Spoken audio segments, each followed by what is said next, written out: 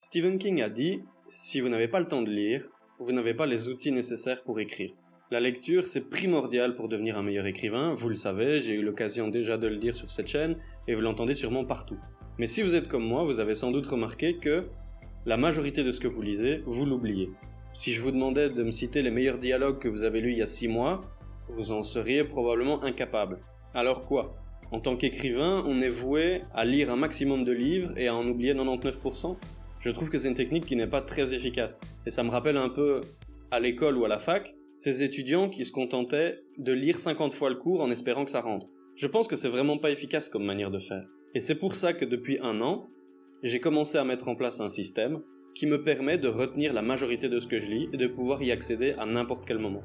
C'est un système qui me permet par exemple, en 1 seconde, de consulter les passages avec le meilleur style que j'ai lu il y a 6 mois par exemple, ou bien les meilleurs dialogues que j'ai lus dans un roman de fantasy, ou même de me sortir une liste des romans que j'ai lus dans lesquels les personnages étaient vraiment bien écrits.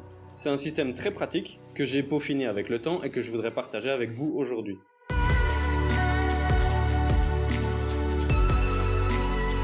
Donc dans cette vidéo, je vais vous montrer pas à pas comment moi j'ai fait et comment vous pouvez faire la même chose gratuitement. Parce que tout ce système fonctionne autour du site/logiciel qui s'appelle Notion, qui est aujourd'hui gratuit, ça n'a pas toujours été le cas, mais maintenant ça l'est. Du coup, vous pouvez vous faire un compte gratuitement et vous pourrez refaire la même chose que ce que je vais faire dans cette vidéo. Je dirais que je conseille aussi de lire sur liseuse, mais c'est pas non plus obligatoire, c'est juste que ça vous demandera un peu plus de travail si vous lisez sur roman papier. Alors d'abord, comment ce système fonctionne ? Il y a 3 grandes étapes qui répondent à 3 grands problèmes que j'ai rencontrés au cours de mes lectures. Le premier problème, le plus évident, c'est d'oublier la majorité de ce qu'on a lu. Pour répondre à ça, j'utilise donc ma liseuse et je surligne tous les passages que je trouve intéressants. Parfois c'est juste une phrase, voire juste une association de 3-4 mots.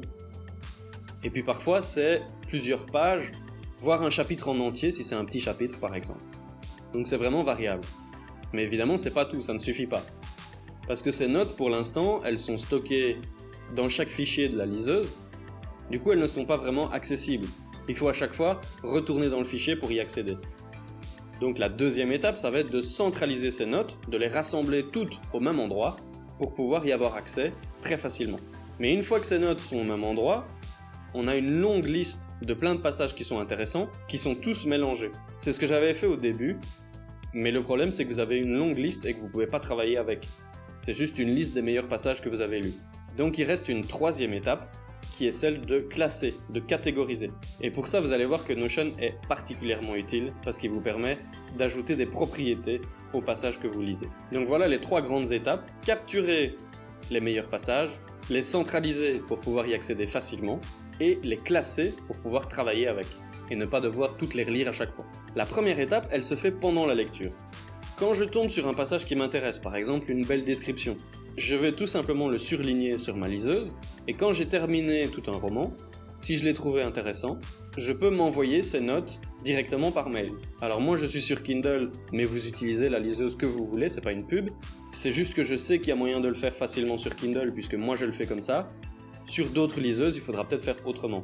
Donc je m'envoie ces notes par mail et je reçois un document, texte, avec tous les passages que j'ai surlignés qui sont déjà automatiquement recopiés. Alors il y a plein de raisons pour lesquelles je peux surligner un passage. Ça peut être parce que tout simplement il est bien écrit, parce que je me dis waouh j'aurais bien aimé écrire comme ça. Ça peut être au contraire parce qu'il est mal écrit, et parce que j'ai envie de me dire attention il faut surtout pas que je fasse la même erreur que lui.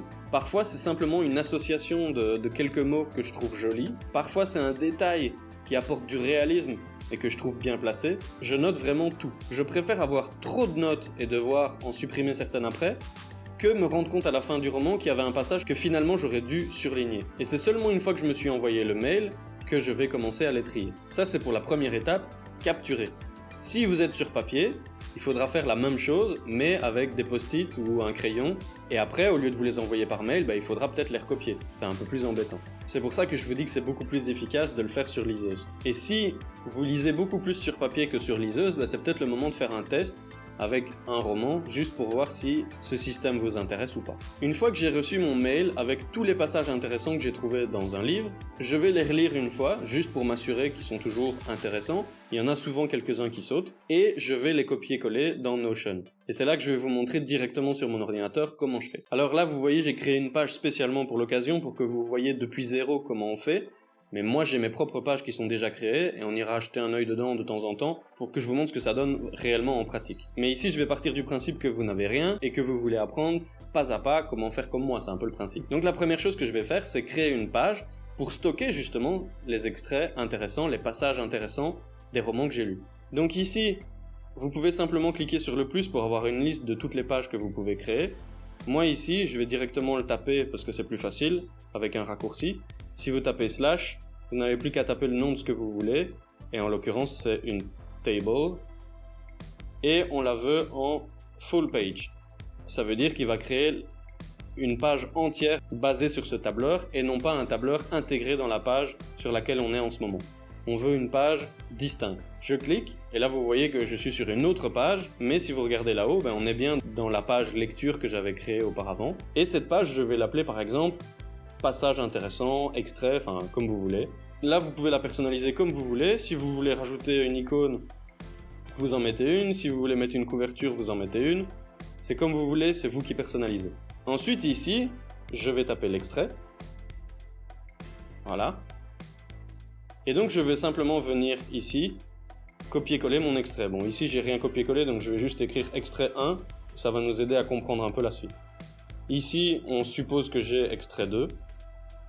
Je tape pas très vite parce que j'ai mon micro dans le champ.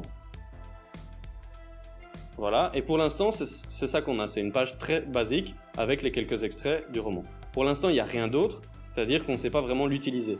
La seule chose qu'on a, c'est tous nos extraits au même endroit, mais il n'y a encore rien de classé. Mais au moins, déjà, on a un avantage, c'est que même si vous ne classez rien, au moins, tous les meilleurs passages que vous avez lus sont au même endroit, et consultable depuis votre téléphone, votre ordinateur, votre tablette, ce que vous voulez. Si vous êtes dans le train et que vous avez besoin de relire un passage, vous pouvez le faire. Alors que si vos meilleurs passages, ils sont surlignés dans des romans qui sont dans votre bibliothèque, vous ne savez pas le faire. Mais le problème, c'est donc que là-dedans, rien n'est classé. Vous allez rapidement avoir beaucoup de passages qui seront tous mélangés. Vous ne savez pas de quel livre ils viennent, vous ne savez pas pourquoi ils sont intéressants, pourquoi vous les avez surlignés, et dans quelques mois, vous aurez complètement oublié ça. Donc il va falloir les classer. On passe à la troisième étape, le classement, et c'est là qu'on va commencer à s'amuser et que Notion va devenir vraiment très intéressant. Parce que jusqu'ici, ceux qui ne connaissent pas Notion se disent peut-être mais ça on peut le faire dans Excel en fait. Et vous allez voir dans la suite de la vidéo pourquoi Notion est vraiment mieux adapté pour ce qu'on va en faire. D'abord je vais vous montrer comment créer votre première propriété. Alors les propriétés c'est ce qu'on voit ici, c'est les colonnes. Là il y en a une que j'ai nommée extrait, donc c'est là que j'ai copié-collé le texte. Et puis à côté, on en a une automatique qui était déjà là, c'est pas moi qui l'ai faite, qui s'appelle tag.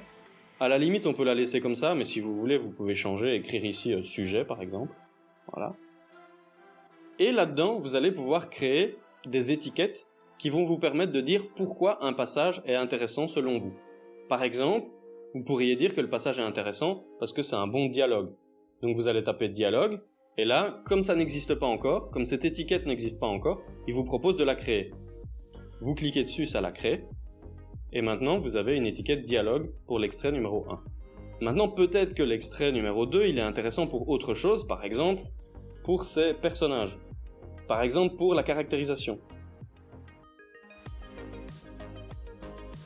Comme il n'existe pas, il me propose de le créer, et voilà. Maintenant, peut-être que mon extrait 3, il a les deux, il a du dialogue et de la caractérisation. Du coup, je vais prendre dialogue et caractérisation. Et voilà.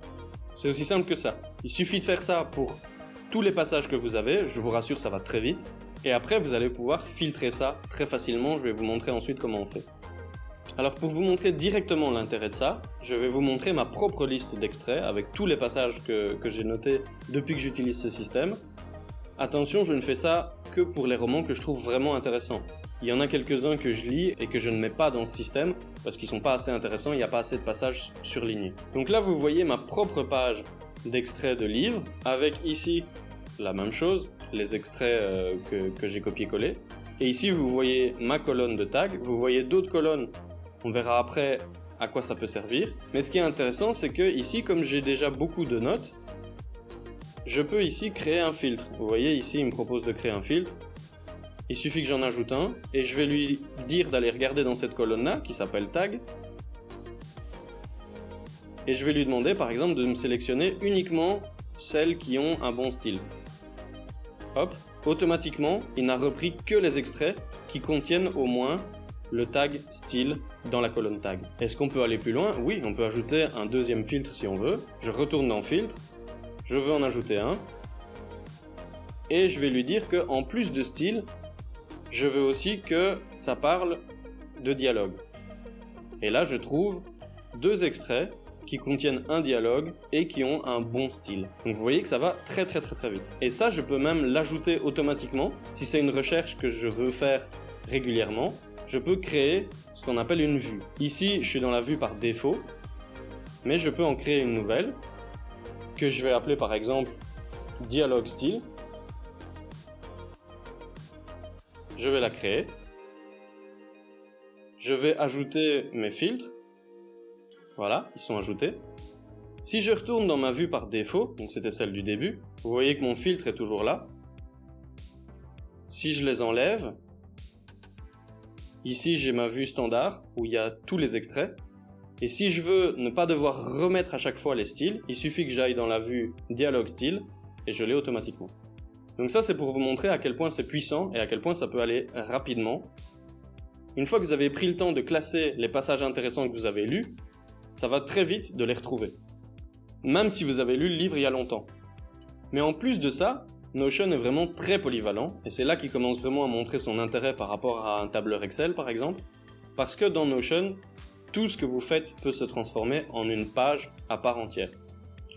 Vous avez vu qu'au début, j'étais sur une page et j'en ai créé une nouvelle, qui était à l'intérieur de la première. Ici, je peux faire pareil. Par exemple, mon extrait numéro 1. Imaginons que j'ai envie de donner des détails dessus, une analyse, ou que j'ai envie de dire tiens, ce passage est intéressant pour le tome 2 de la saga que je suis en train d'écrire. Je peux aller ici et l'ouvrir en tant que page. Ça va m'ouvrir une page avec le titre, donc ici, ça sera l'extrait que j'aurai copié-collé. Et je peux simplement cliquer en dessous et commencer à noter des choses. Ici, on retrouve d'ailleurs la propriété du sujet avec le tag dialogue. Et quand on va en ajouter d'autres, on les retrouvera aussi ici. Si j'ai envie de l'ouvrir carrément en tant que page plein écran, je peux cliquer ici, et là j'en ai toute une page. Et pour revenir en arrière, il suffit d'aller là-haut, sur passage, et je reviens en arrière, tout simplement. Vous voyez que maintenant il y a une page à côté, ça veut dire qu'il y a du contenu là, que si je clique, c'est une page. L'avantage, c'est que des tags, vous pouvez en ajouter autant que vous voulez. Par exemple, quelque chose que je faisais beaucoup au début, c'était de noter si un passage était bon ou mauvais. Parce que parfois, il y a des passages qui sont par exemple des passages de caractérisation qui sont plutôt mal gérés. Et du coup, je vais le noter comme intéressant pour sa caractérisation, mais pas en bien, plutôt en mal. Du coup, vous pouvez le faire si vous voulez. Vous créez une nouvelle propriété ici. Ici, vous pouvez par exemple mettre qualité. Et on va aller choisir Select ici. Quelle est la différence entre Select et Multiselect? Multiselect, c'est celui qu'on a déjà utilisé ici, puisque vous voyez, on a dialogue et caractérisation qui sont tous les deux choisis. Donc on peut avoir plusieurs étiquettes. Si je choisis Select, c'est l'un ou l'autre. Et c'est logique, un passage il est soit bon, soit mauvais. Il ne peut pas être bon et mauvais à la fois. Donc je vais prendre Select. Je vais créer bon et mauvais. Je vais changer la couleur de bon pour que ce soit plus visuel. On peut même rajouter des emojis pour que ce soit encore plus visuel. Voilà, et là vous voyez que c'est très visuel. Par exemple, je peux dire que l'extrait numéro 2, c'est de la caractérisation, mais c'est un mauvais extrait. L'extrait numéro 3, c'est plutôt un bon extrait. Et voilà, toute une nouvelle colonne qui va nous permettre d'ajouter un filtre supplémentaire si on a envie. Et ça, c'est vous qui faites ce que vous voulez. Si vous voulez ajouter une nouvelle propriété avec ce que vous voulez dedans, vous pouvez le faire et vous pourrez vous en servir quand vous allez créer un filtre. Donc déjà, ça c'est super utile parce que quand vous allez avoir comme moi des centaines de passages différents et que vous pourrez sortir en un seul clic tous ceux qui ont des bons personnages, c'est très inspirant, surtout quand vous avez du mal sur un aspect en particulier. Par exemple, si vous trouvez que votre style est très mauvais, pouvoir sortir les passages avec les meilleurs styles que vous avez lus ces 6 derniers mois, ça peut être très très très utile. Maintenant, vous voyez qu'il reste quand même un problème, c'est qu'on ne sait pas de quel livre viennent ces extraits. La solution facile, ce serait de créer tout simplement une nouvelle propriété ici, de l'appeler roman, et d'ajouter le nom du roman, et puis d'aller le sélectionner à chaque fois. Mais en fait, on pourrait aller un peu plus loin, parce que ce roman que je viens de lire, je peux avoir envie de donner des informations dessus, de dire pourquoi je l'ai aimé, est-ce qu'il y a une scène qui m'a marqué en particulier, quel est son intérêt, de manière générale, est-ce que l'intrigue est bien construite, est-ce que les personnages sont bons, et tout ça je ne peux pas le faire si je fais une simple propriété, puisque c'est juste une étiquette, je ne peux pas aller plus loin. Ce qui serait bien, c'est que je puisse créer carrément une page pour ce roman, et la relier au passage en question. Et c'est là qu'on va vraiment voir toute la puissance de Notion, parce qu'on peut faire ça dans Notion. Alors, on va utiliser ce qu'on appelle une relation, qui est un concept pas forcément très facile à comprendre quand on ne connaît pas du tout Notion, donc je vais aller très lentement, et je vais utiliser des exemples simples pour que vous compreniez bien facilement. Pour ça, on va revenir sur la page principale où on était au début. En revenant ici, lecture, je clique, on voit ma page qui s'appelle passage, c'est là où on était juste avant. Je vais en créer une deuxième.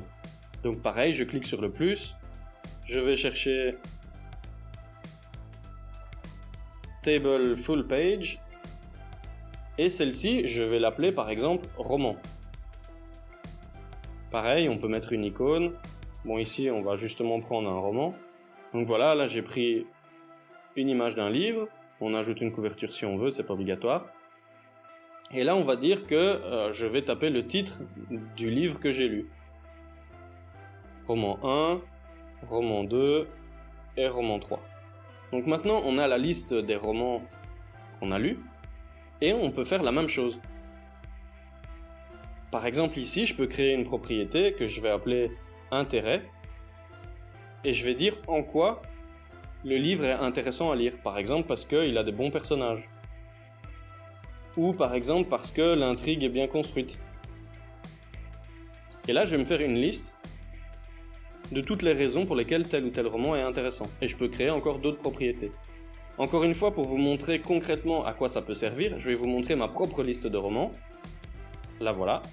Alors là-dedans, il n'y a pas tous les livres que j'ai lus au monde. Comme je vous ai dit, il y en a plein que je ne mets pas parce que je les trouve pas assez intéressants. Et j'ai commencé à faire ça que depuis environ 1 an. Donc vous voyez, il y a des dates qui... Ah, il y en a un qui date de 2019 quand même. Mais ça ne remonte guère plus loin. Et là, vous voyez que moi, j'ai mis les auteurs. J'aurais pu même faire la même chose. Créer encore une page supplémentaire rien que pour les auteurs, mais je verrais difficilement l'intérêt. J'ai créé une propriété genre. Et vous voyez que là, j'ai le policier, j'ai du thriller psychologique, du western, etc. Et j'ai ma colonne intérêt avec pourquoi le roman est intéressant. J'ai même une colonne avec images où j'ai ajouté la couverture. Bon, ça c'est pas obligatoire, mais je vais vous montrer après à quoi ça peut servir. Et du coup, ça me permet d'accéder très facilement à des informations sur les romans, à les classer. C'est exactement le même principe que pour les extraits que j'ai sélectionnés précédemment. Donc si je veux créer un filtre ici, je peux le faire. Et je veux que l'intérêt du livre soit par exemple les personnages.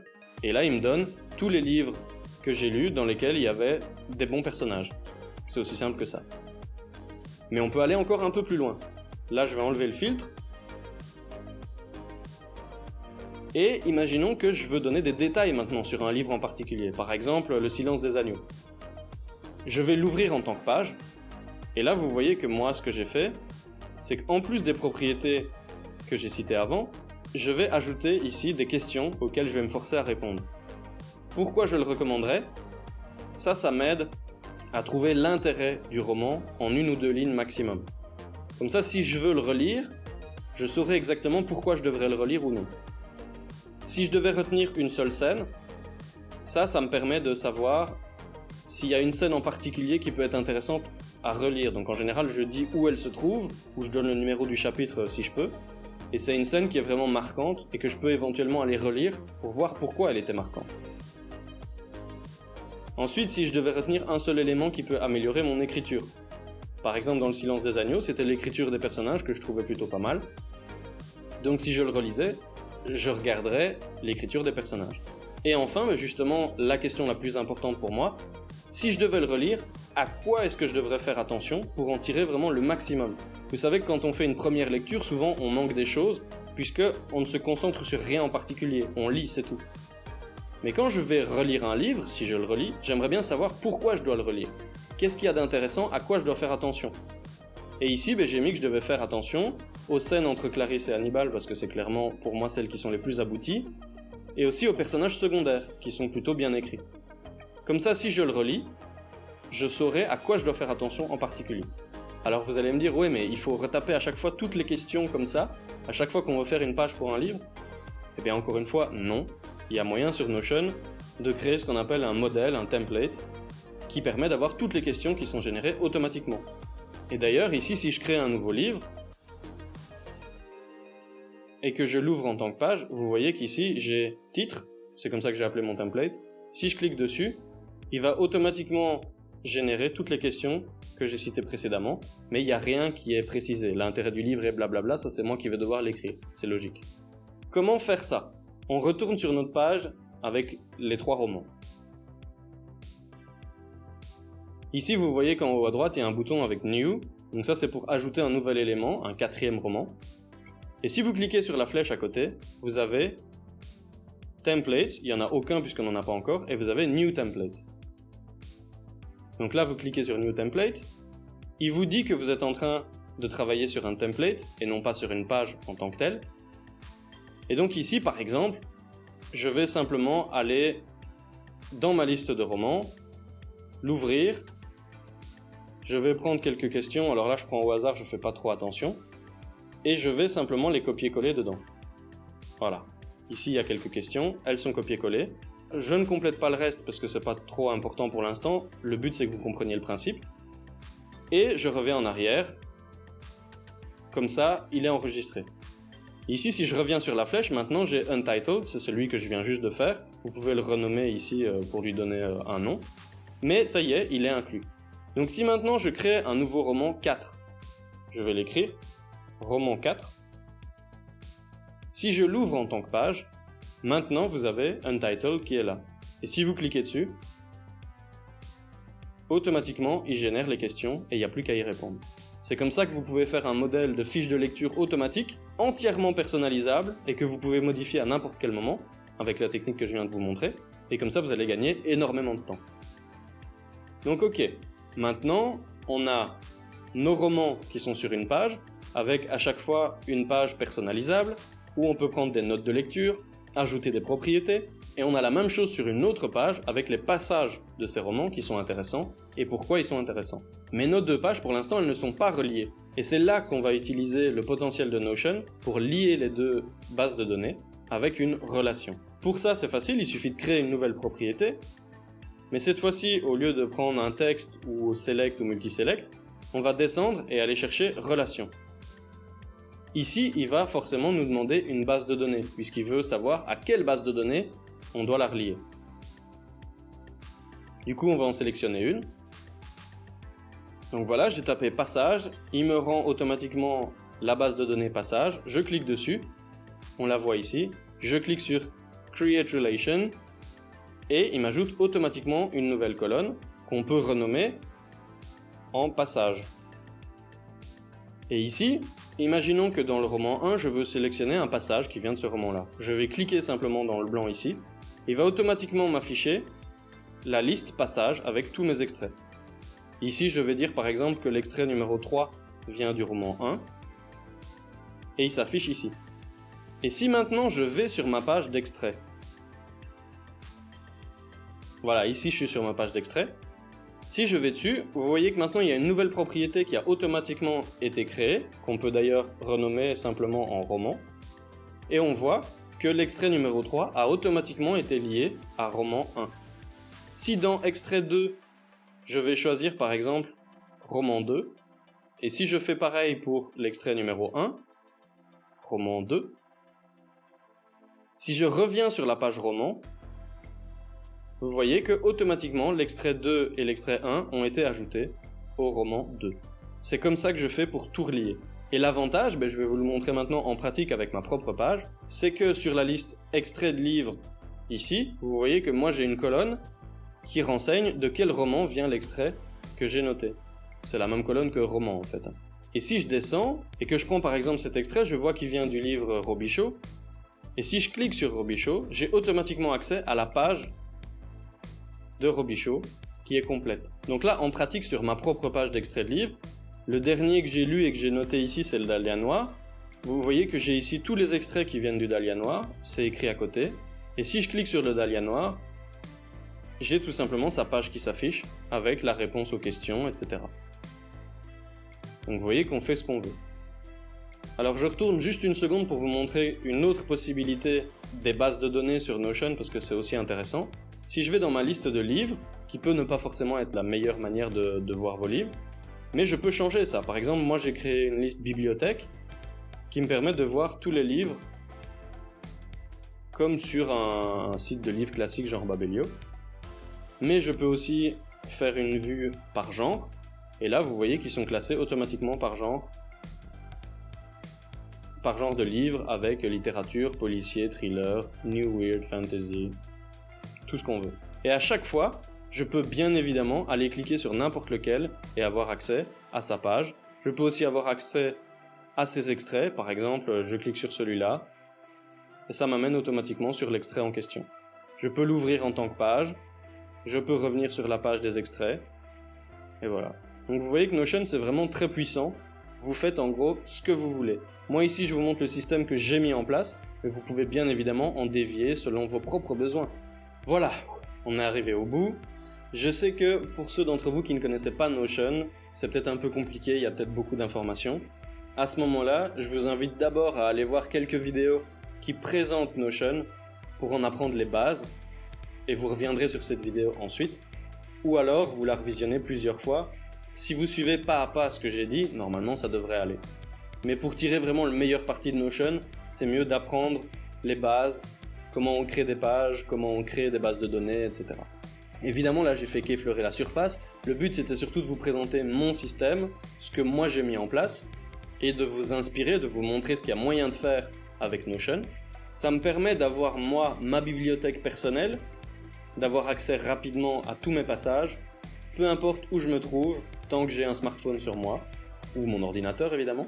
Bien sûr, vous pouvez suivre ce que moi je fais, vous pouvez vous en inspirer, mais vous pouvez aussi en dévier, mettre vos propres propriétés, et même je vous y encourage. On n'a pas tous les mêmes besoins, vous avez peut-être eu des idées en regardant cette vidéo, profitez-en, mettez ça en place, essayez, testez, et vous verrez bien. Depuis que j'utilise ce système, j'ai vraiment le sentiment d'avoir amélioré mes lectures, de tirer beaucoup plus de tout ce que je lis, de m'améliorer beaucoup plus en écriture, et aussi je me sens rassuré parce que j'ai pas l'impression d'oublier quasiment tout ce que je lis. Alors oui, évidemment, en regardant cette vidéo, vous vous êtes peut-être dit « Waouh, mais ça doit prendre du temps ». Alors déjà, première chose, vous n'êtes pas obligé de faire tout ce que je fais. Vous pouvez commencer avec simplement une base de données, ne serait-ce que pour noter les livres que vous avez lus. Mais en plus, moi je trouve que ça prend du temps, mais c'est un bon investissement. Parce que quand vous lisez un livre, ça va vous prendre quoi ? 5 heures, 10 heures, peut-être 15 heures en fonction du nombre de pages. Si vous n'en retenez rien, est-ce que c'est pas une perte de temps ça ? Est-ce que ça vaut pas la peine de temps en temps, venir compléter votre liste sur Notion pour en tirer le meilleur parti et pour ne rien oublier ? Moi j'essaye chaque semaine de regarder si j'ai lu un livre intéressant et de venir ajouter les passages sur Notion. Et environ tous les mois, je viens classer ces passages, rajouter les livres que j'ai oublié d'ajouter pour essayer de garder un peu un minimum de rythme. Donc c'est pas quelque chose que je fais tous les jours, et si j'oublie, c'est pas grave. Je peux toujours le faire par la suite. Mais j'essaye quand même de le faire régulièrement. Voilà, cette vidéo est maintenant terminée. J'espère pour ceux qui ne connaissaient pas Notion que je vous ai convaincu que c'était quand même quelque chose d'intéressant à utiliser. Et pour ceux qui connaissaient, j'espère que je vous ai montré des possibilités pour l'écriture que vous ne soupçonniez peut-être pas et que vous allez essayer de mettre ça en place. Et en plus, je n'utilise pas Notion que pour ça. Là, j'ai vraiment effleuré juste la surface. Notion, c'est le paradis pour les gens qui veulent s'organiser. Donc je l'utilise pour plein d'autres choses. Et d'ailleurs, si vous voulez que je fasse plus de vidéos de ce genre, pour vous montrer comment moi je m'organise, en écriture ou même de manière plus générale, dites-le en commentaire pour que je sache que ça vous intéresse. Likez la vidéo pour que je sache qu'elle vous a plu. Et comme d'habitude, abonnez-vous pour ne pas manquer les prochaines vidéos. Et moi en attendant, je vous dis à la prochaine!